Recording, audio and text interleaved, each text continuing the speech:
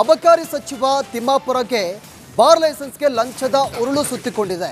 ಒಂದೆಡೆ ಲೋಕಾಯುಕ್ತ ಈ ಕೇಸ್ನ ತನಿಖೆಯನ್ನು ಮಾಡ್ತಾ ಇದ್ರೆ ಅತ್ತ ಇಡಿ ಸಹ ತನಿಖೆ ಅಖಾಡವನ್ನು ಪ್ರವೇಶ ಮಾಡೋ ಸಾಧ್ಯತೆ ಕೂಡ ಇದೆ.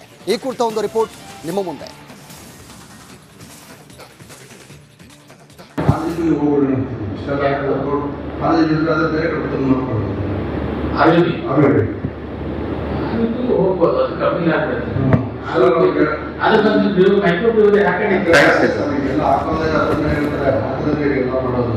ಲಂಚ ಲಂಚ ಲಂಚ, ಬಾರ್ ಲೈಸೆನ್ಸ್ ಕೊಡೋದಕ್ಕೆ ಕೋಟಿ ಕೋಟಿ ಲಂಚ. ಅಬಕಾರಿ ಡಿಸಿ ಎಸ್ಪಿಗೂ ಕೊಡಬೇಕಂತೆ ಹಣ. ರಾಜ್ಯದ ಅಬಕಾರಿ ಇಲಾಖೆಯ ಕರ್ಮಕಾಂಡ ಇದು. ಕಾಂಟ್ರಾಕ್ಟರ್ ಲಕ್ಷ್ಮೀನಾರಾಯಣ್ಗೆ ಬಾರ್ ಲೈಸೆನ್ಸ್ ಕೊಡೋದಕ್ಕೆ ಅಧಿಕಾರಿಗಳು ಲಂಚ ಕೇಳಿ ಲೋಕಾಯುಕ್ತಕ್ಕೆ ರೆಡ್ ಹ್ಯಾಂಡ್ ಆಗಿ ಸಿಕ್ಕಿಬಿದ್ದಿದ್ದಾರೆ. ಭ್ರಷ್ಟಾಚಾರದ 2 ಸ್ಫೋಟಕ ಆಡಿಯೋ ಬಾಂಬ್ಗಳು ಸಿಡಿದಿವೆ. ಸಚಿವ ಆರ್.ಬಿ. ತಿಮ್ಮಾಪುರಗೆ ಮಹಾ ಸಂಕಷ್ಟ ಎದುರಾಗಿದೆ.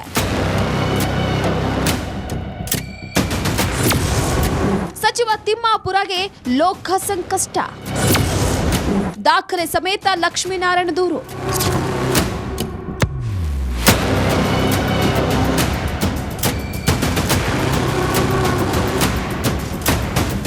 ಆರ್.ಬಿ. ತಿಮ್ಮಾಪುರ್ಗೂ ಭ್ರಷ್ಟಾಚಾರದ ಉರುಳು ಸುತ್ತಕೊಂಡಿದೆ. ಅಬಕಾರಿ ಸಚಿವರ ವಿರುದ್ಧ ಲೋಕಾಯುಕ್ತಕ್ಕೆ ಕಾಂಟ್ರಾಕ್ಟರ್ ಲಕ್ಷ್ಮೀನಾರಾಯಣರಿಂದ ದೂರು ನೀಡಿದ್ದಾರೆ. ಸರ್, ಸಚಿವರಿಗೆ ಸಂಬಂಧಪಟ್ಟಂಗೆ ಅಂದರೆ ಸಚಿವರೇ ಕೊಡಬೇಕು. ಅವ್ರಿಗೆ ಇದು ಹೋಗುತ್ತೆ. ಹೋಗಿ ನಾನು ಮಾತಾಡ್ತೀನಿ. ಅವ್ರಿಗೆ ಮೇಜರ್ ಅಮೌಂಟ್ ಕೊಡಬೇಕಾಗುತ್ತೆ. ಅವರು ಮೈಕ್ರೋ ಬ್ರಿವರಿ ಆಗಿ ಮ್ಯಾನುಫ್ಯಾಕ್ಚರ್ ಯೂನಿಟ್ ಆಗಿರೋದ್ರಿಂದ ಅವ್ರಿಗೆ ಜಾಸ್ತಿ ಪಾಲು ಕೊಡಬೇಕಾಗುತ್ತೆ ಅಂತೇಳಿ ಓಪನ್ ಆಗಿ ಹೇಳ್ತಾರೆ.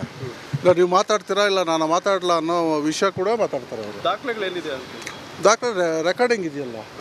ಮಾನ್ಯ ಮಂತ್ರಿಗಳಿಗೆ ಎಷ್ಟು ಕೊಡಬೇಕು, ಏನು ಕೊಡಬೇಕು ಅನ್ನೋದು ವಿಷಯ ಎಲ್ಲ ಮಾತಾಡಿ ಅದು ರೆಕಾರ್ಡಿಂಗ್ ಇತ್ತು. ಆ ರೆಕಾರ್ಡಿಂಗ್ ಕೊಟ್ಟು ಇದರಲ್ಲಿ ತನಿಖೆಯಲ್ಲಿ ಅವ್ರಿಗೂ ಸೇರಿಸಿ ಅವ್ರ ಮೇಲೆ FIR ಮಾಡಿ ಈ ಕೂಡಲೇ ಅವ್ರ ಬಗ್ಗೆ ಕ್ರಿಮಿನಲ್ ಆ್ಯಕ್ಷನ್ ತಗೋಬೇಕು ಅಂತೇಳಿ ನಾನು ಈಗ ಕಂಪ್ಲೇಂಟ್ ಕೊಟ್ಟು ಪೆನ್ ಡ್ರೈವ್ ದಾಖಲೆ ಎಲ್ಲ ಕೊಟ್ಟು ಬಂದಿದ್ದೀನಿ. ಈಗ ಹೇಗಿರುತ್ತೆ ಗೊತ್ತಾ ಲೋಕಾಯುಕ್ತ ತನಿಖೆ? ದೂರುದಾರ ನೀಡಿರುವ ಸಾಕ್ಷಿಗಳ ಆಧಾರದಲ್ಲಿ FIR, ಧ್ವನಿ ಪರೀಕ್ಷೆಗೆ ಆಡಿಯೋ ಸ್ಯಾಂಪಲ್ ರವಾನೆ, ದೂರುದಾರ ಅಧಿಕಾರಿ ವಾಯ್ಸ್ ಸ್ಯಾಂಪಲ್ ಕಲೆಕ್ಟ್, 2 ವಾಯ್ಸ್ ಸ್ಯಾಂಪಲ್ಗಳು FSLಗೆ ರವಾನೆ, ವಿಚಾರಣೆಗೆ ಹಾಜರಾಗೋದಕ್ಕೆ ನೋಟಿಸ್ ನೀಡಲಾಗುತ್ತೆ. ನೋಟಿಸ್ಗೆ ಸ್ಪಂದಿಸದಿದ್ರೆ ಕೋರ್ಟ್ನಿಂದ ವಾರೆಂಟ್, ಬ್ಯಾಂಕ್ ಅಕೌಂಟ್ ಸೇರಿ ದಾಖಲೆಗಳ ಪರಿಶೀಲನೆ, ಅಗತ್ಯ ಬಿದ್ರೆ ತಿಮ್ಮಾಪುರ್ ಮೊಬೈಲ್ ವಶಕ್ಕೆ, ಆರೋಪ ಸಾಬೀತಾದ್ರೆ ಬಂಧಿಸಿ ವಿಚಾರಣೆ.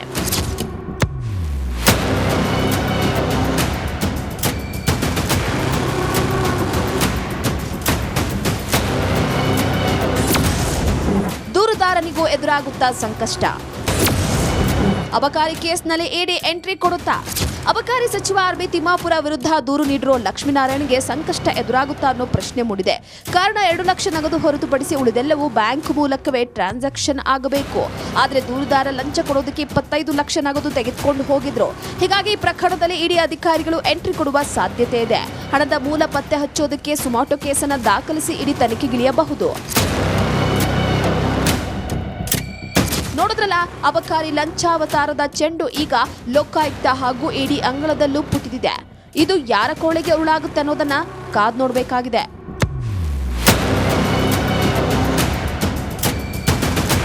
ಅಭಿಷೇಕ್ ಜೈಶಂಕರ್, ರಿಪಬ್ಲಿಕ್ ಕನ್ನಡ, ಬೆಂಗಳೂರು.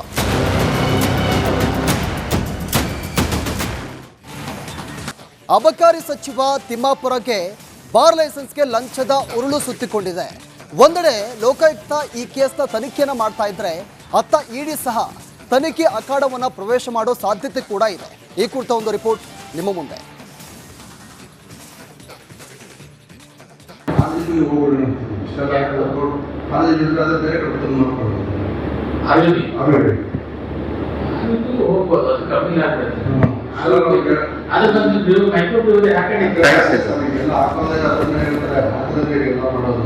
ಲಂಚ ಲಂಚ ಲಂಚ, ಬಾರ್ ಲೈಸೆನ್ಸ್ ಕೊಡೋದಕ್ಕೆ ಕೋಟಿ ಕೋಟಿ ಲಂಚ. ಅಬಕಾರಿ ಡಿಸಿ ಎಸ್ಪಿಗೂ ಕೊಡಬೇಕಂತೆ ಹಣ. ರಾಜ್ಯದ ಅಬಕಾರಿ ಇಲಾಖೆಯ ಕರ್ಮಕಾಂಡ ಇದು. ಕಾಂಟ್ರಾಕ್ಟರ್ ಲಕ್ಷ್ಮೀನಾರಾಯಣ್ಗೆ ಬಾರ್ ಲೈಸೆನ್ಸ್ ಕೊಡೋದಕ್ಕೆ ಅಧಿಕಾರಿಗಳು ಲಂಚ ಕೇಳಿ ಲೋಕಾಯುಕ್ತಕ್ಕೆ ರೆಡ್ ಹ್ಯಾಂಡ್ ಆಗಿ ಸಿಕ್ಕಿಬಿದ್ದಿದ್ದಾರೆ. ಭ್ರಷ್ಟಾಚಾರದ 2 ಸ್ಫೋಟಕ ಆಡಿಯೋ ಬಾಂಬ್ಗಳು ಸಿಡಿದಿವೆ. ಸಚಿವ ಆರ್.ಬಿ. ತಿಮ್ಮಾಪುರಗೆ ಮಹಾ ಸಂಕಷ್ಟ ಎದುರಾಗಿದೆ.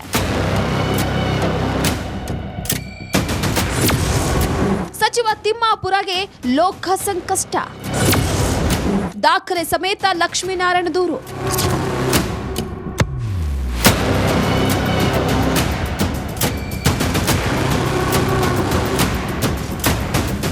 ಆರ್ವಿ ತಿಮ್ಮಾಪುರ್ಗೂ ಭ್ರಷ್ಟಾಚಾರದ ಉರುಳು ಸುತ್ತಕೊಂಡಿದೆ. ಅಬಕಾರಿ ಸಚಿವರ ವಿರುದ್ಧ ಲೋಕಾಯುಕ್ತಕ್ಕೆ ಕಾಂಟ್ರಾಕ್ಟರ್ ಲಕ್ಷ್ಮೀನಾರಾಯಣರಿಂದ ದೂರು ನೀಡಿದ್ದಾರೆ. ಸಚಿವರಿಗೆ ಸಂಬಂಧಪಟ್ಟಂಗೆ ಅಂದರೆ ಆ ಸಚಿವರೇ ಕೊಡಬೇಕು. ಅವ್ರಿಗೆ ಇದು ಹೋಗುತ್ತೆ, ಅವರು ಹೋಗಿ ನಾನು ಮಾತಾಡ್ತೀನಿ, ಅವ್ರಿಗೆ ಮೇಜರ್ ಅಮೌಂಟ್ ಕೊಡಬೇಕಾಗುತ್ತೆ. ಅವರು ಮೈಕ್ರೋ ಬ್ರಿವರಿ ಆಗಿ ಮ್ಯಾನುಫ್ಯಾಕ್ಚರ್ ಯೂನಿಟ್ ಆಗಿರೋದ್ರಿಂದ ಅವ್ರಿಗೆ ಜಾಸ್ತಿ ಪಾಲು ಕೊಡಬೇಕಾಗುತ್ತೆ ಅಂತೇಳಿ ಓಪನ್ ಆಗಿ ಹೇಳ್ತಾರೆ. ಇಲ್ಲ ನೀವು ಮಾತಾಡ್ತೀರಾ, ಇಲ್ಲ ನಾನು ಮಾತಾಡಲ್ಲ ಅನ್ನೋ ವಿಷಯ ಕೂಡ ಮಾತಾಡ್ತಾರೆ ಅವರು. ದಾಖಲೆಗಳೇನಿದೆ? ದಾಖಲೆ ರೆಕಾರ್ಡಿಂಗ್ ಇದೆಯಲ್ಲ, ಮಾನ್ಯ ಮಂತ್ರಿಗಳಿಗೆ ಎಷ್ಟು ಕೊಡಬೇಕು, ಏನು ಕೊಡಬೇಕು ಅನ್ನೋದು ವಿಷಯ ಎಲ್ಲ ಮಾತಾಡಿ ಅದು ರೆಕಾರ್ಡಿಂಗ್ ಇತ್ತು. ಆ ರೆಕಾರ್ಡಿಂಗ್ ಕೊಟ್ಟು ಈ ಇದರಲ್ಲಿ ತನಿಖೆಯಲ್ಲಿ ಅವ್ರಿಗೂ ಸೇರಿಸಿ ಅವ್ರ ಮೇಲೆ FIR ಮಾಡಿ ಈ ಕೂಡಲೇ ಅವ್ರ ಬಗ್ಗೆ ಕ್ರಿಮಿನಲ್ ಆ್ಯಕ್ಷನ್ ತಗೋಬೇಕು ಅಂತೇಳಿ ನಾನು ಈಗ ಕಂಪ್ಲೇಂಟ್ ಕೊಟ್ಟು ಪೆನ್ ಡ್ರೈವ್ ದಾಖಲೆ ಎಲ್ಲ ಕೊಟ್ಟು ಬಂದಿದ್ದೀನಿ. ಈಗ ಹೇಗಿರುತ್ತೆ ಗೊತ್ತಾ ಲೋಕಾಯುಕ್ತ ತನಿಖೆ? ದೂರುದಾರ ನೀಡಿರುವ ಸಾಕ್ಷಿಗಳ ಆಧಾರದಲ್ಲಿ FIR, ಧ್ವನಿ ಪರೀಕ್ಷೆಗೆ ಆಡಿಯೋ ಸ್ಯಾಂಪಲ್ ರವಾನೆ, ದೂರುದಾರ ಅಧಿಕಾರಿ ವಾಯ್ಸ್ ಸ್ಯಾಂಪಲ್ ಕಲೆಕ್ಟ್, 2 ವಾಯ್ಸ್ ಸ್ಯಾಂಪಲ್ಗಳು FSLಗೆ ರವಾನೆ, ವಿಚಾರಣೆಗೆ ಹಾಜರಾಗೋದಕ್ಕೆ ನೋಟಿಸ್ ನೀಡಲಾಗುತ್ತೆ. ನೋಟಿಸ್ಗೆ ಸ್ಪಂದಿಸದಿದ್ರೆ ಕೋರ್ಟ್ನಿಂದ ವಾರೆಂಟ್, ಬ್ಯಾಂಕ್ ಅಕೌಂಟ್ ಸೇರಿ ದಾಖಲೆಗಳ ಪರಿಶೀಲನೆ, ಅಗತ್ಯ ಬಿದ್ರೆ ತಿಮ್ಮಾಪುರ್ ಮೊಬೈಲ್ ವಶಕ್ಕೆ, ಆರೋಪ ಸಾಬೀತಾದ್ರೆ ಬಂಧಿಸಿ ವಿಚಾರಣೆ.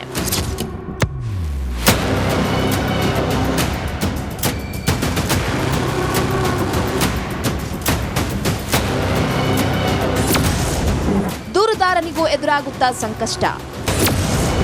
ಅಬಕಾರಿ ಕೇಸ್ನಲ್ಲಿ ED ಎಂಟ್ರಿ ಕೊಡುತ್ತಾ? ಅಬಕಾರಿ ಸಚಿವ ಆರ್ವಿ ತಿಮ್ಮಾಪುರ ವಿರುದ್ಧ ದೂರು ನೀಡಿರೋ ಲಕ್ಷ್ಮೀನಾರಾಯಣ್ಗೆ ಸಂಕಷ್ಟ ಎದುರಾಗುತ್ತಾ ಅನ್ನೋ ಪ್ರಶ್ನೆ ಮೂಡಿದೆ. ಕಾರಣ 2 ಲಕ್ಷ ನಗದು ಹೊರತುಪಡಿಸಿ ಉಳಿದೆಲ್ಲವೂ ಬ್ಯಾಂಕ್ ಮೂಲಕವೇ ಟ್ರಾನ್ಸಾಕ್ಷನ್ ಆಗಬೇಕು. ಆದರೆ ದೂರುದಾರ ಲಂಚ ಕೊಡೋದಕ್ಕೆ 25 ಲಕ್ಷ ನಗದು ತೆಗೆದುಕೊಂಡು ಹೋಗಿದ್ರು. ಹೀಗಾಗಿ ಪ್ರಕರಣದಲ್ಲಿ ED ಅಧಿಕಾರಿಗಳು ಎಂಟ್ರಿ ಕೊಡುವ ಸಾಧ್ಯತೆ ಇದೆ.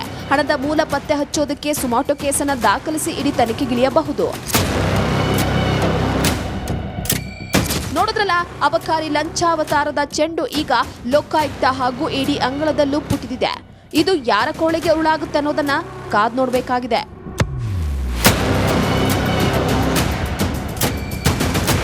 ಅಭಿಷೇಕ್ ಜೈಶಂಕರ್, ರಿಪಬ್ಲಿಕ್ ಕನ್ನಡ, ಬೆಂಗಳೂರು.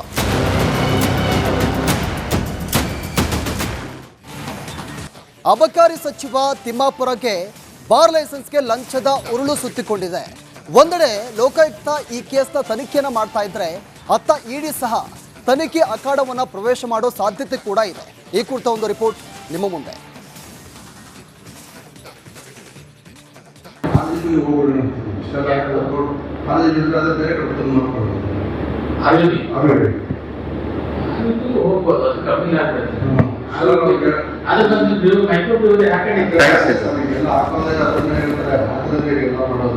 ಲಂಚ ಲಂಚ ಲಂಚ, ಬಾರ್ ಲೈಸೆನ್ಸ್ ಕೊಡೋದಕ್ಕೆ ಕೋಟಿ ಕೋಟಿ ಲಂಚ.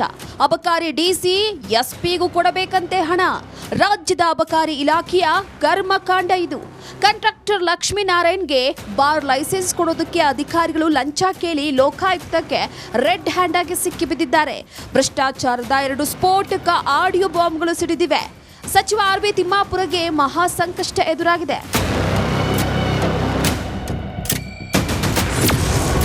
ಸಚಿವ ತಿಮ್ಮಾಪುರಗೆ ಲೋಕ ಸಂಕಷ್ಟ, ದಾಖಲೆ ಸಮೇತ ಲಕ್ಷ್ಮೀನಾರಾಯಣ ದೂರು.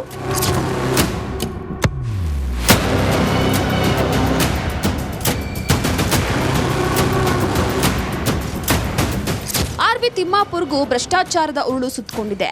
ಅಬಕಾರಿ ಸಚಿವರ ವಿರುದ್ಧ ಲೋಕಾಯುಕ್ತಕ್ಕೆ ಕಾಂಟ್ರಾಕ್ಟರ್ ಲಕ್ಷ್ಮೀನಾರಾಯಣರಿಂದ ದೂರು ನೀಡಿದ್ದಾರೆ. ಸಚಿವರಿಗೆ ಸಂಬಂಧಪಟ್ಟಂಗೆ ಅಂದರೆ ಆ ಸಚಿವರೇ ಕೊಡಬೇಕು. ಅವ್ರಿಗೆ ಇದು ಹೋಗುತ್ತೆ, ಅವರು ಹೋಗಿ ನಾನು ಮಾತಾಡ್ತೀನಿ, ಅವ್ರಿಗೆ ಮೇಜರ್ ಅಮೌಂಟ್ ಕೊಡಬೇಕಾಗುತ್ತೆ.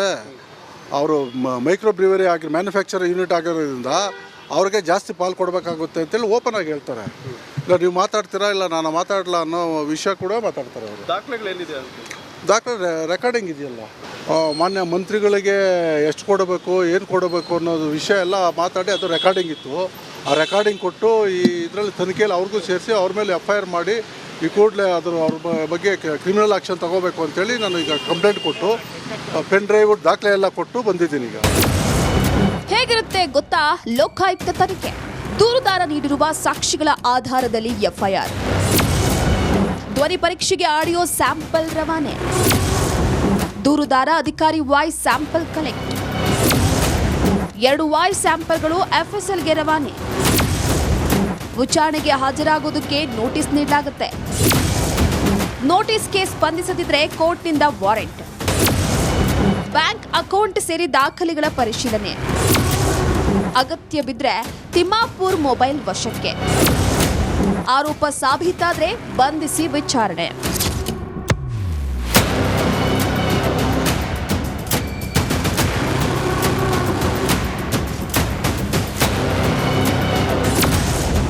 ದೂರುದಾರನಿಗೂ ಎದುರಾಗುತ್ತಾ ಸಂಕಷ್ಟ.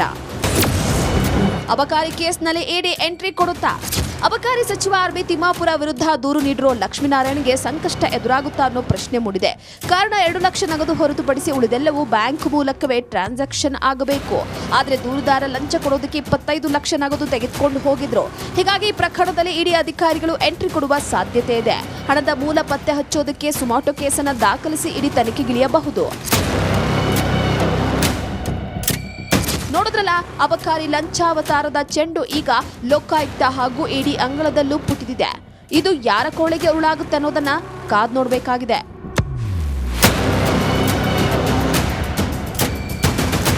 ಅಭಿಷೇಕ್ ಜೈಶಂಕರ್, ರಿಪಬ್ಲಿಕ್ ಕನ್ನಡ, ಬೆಂಗಳೂರು.